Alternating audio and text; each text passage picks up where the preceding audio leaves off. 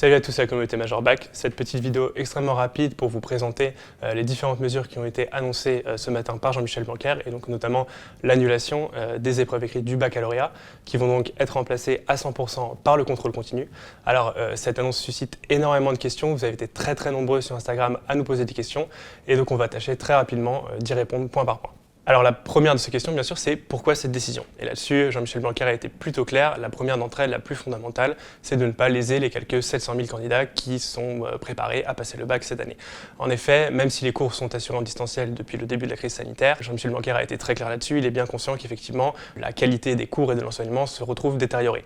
Et donc forcément, peut-être que les étudiants n'auraient pas été aussi préparés pour réussir le baccalauréat. La deuxième, c'est aussi le fait que, en l'absence d'un baccalauréat avec des épreuves écrites, et donc uniquement en contrôle continu, les cours vont pouvoir se prolonger jusqu'à fin juin et même jusqu'au 4 juillet, qui est la date qui a été annoncée par Jean-Michel Blanquer.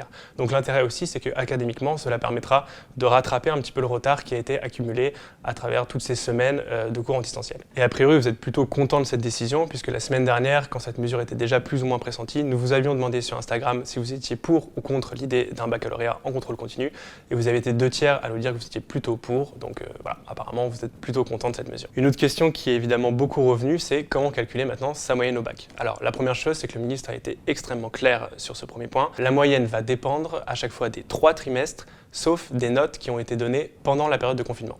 Ça amène tout de suite forcément une autre question, à savoir quand est-ce que vous pourrez enfin retourner dans vos lycées. Et là-dessus, c'est pas forcément très clair. Jean-Michel Blanquer a parlé de la date du 4 mai comme d'une date possible de retour, mais rien n'est arrêté pour le moment et surtout, ce retour vers les lycées pourrait se faire de manière inégale selon le territoire, puisque bien évidemment, les différentes régions françaises ne sont pas touchées de manière équitable par le Covid-19. Au sujet des coefficients, et là ça n'a pas été dit tout à fait clairement, mais on peut plus ou moins le deviner, a priori donc chaque note de moyenne générale correspondra à l'épreuve écrite qui aurait dû être passée pour le baccalauréat, et ensuite les coefficients qui avaient été décidés au début de l'année selon votre filière seront effectivement bien appliqués. Donc là, pour ça, a priori, aucun changement. On le sait aussi, les lycées ne notent pas exactement de la même manière, et donc il pourrait y avoir une inéquité due au niveau en fait, intrinsèque de chaque lycée.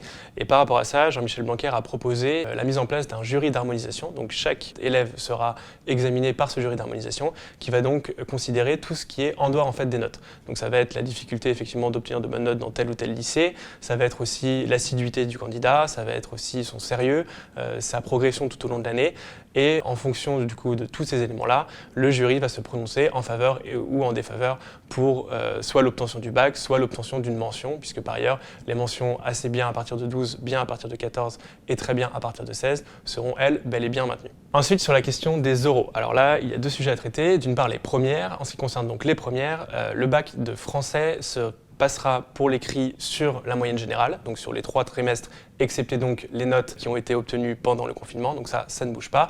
En revanche, l'oral de français, et c'est la seule épreuve qui est dans ce cas-là, sera bel et bien maintenue. Ce qui veut dire que vous allez effectivement passer pour les premières un oral de français, simplement il y aura un petit peu moins de texte à préparer, donc voilà, c'est aussi là plutôt une bonne nouvelle pour vous. En revanche, pour les terminales, ça n'a pas été dit tout à fait explicitement, mais a priori, les épreuves de langue sont, elles, annulées. Donc voilà, il n'y a que le bac de français qui est maintenu, les oraux de langue sont bien, eux, annulés. Si vous avez donc entre 8 et 10 à l'issue du mois de juin, vous allez devoir passer les épreuves de rattrapage. Et celles-ci se feront normalement, c'est-à-dire à l'oral, devant un jury. Ça, pour le coup, c'est un dispositif qui est totalement maintenu. Enfin, pour ce qui est des candidats libres, alors là, c'est un peu différent. Les épreuves auront bien lieu, mais elles auront eu lieu début septembre. Et début septembre, c'est aussi la date à laquelle vont passer les candidats qui n'ont pas obtenu le baccalauréat en juillet, mais qui auront fait preuve d'un sérieux, d'une assiduité qui leur laisse le droit de passer à nouveau les épreuves en septembre. Voilà pour ce tour très rapide donc des premières questions qui nous ont été posées. Bien sûr, il y en a plein d'autres qu'on n'a pas forcément traitées parce qu'on n'a pas encore les infos. Cette vidéo, vous l'avez compris, on l'a faite vraiment à chaud quelques heures après l'annonce.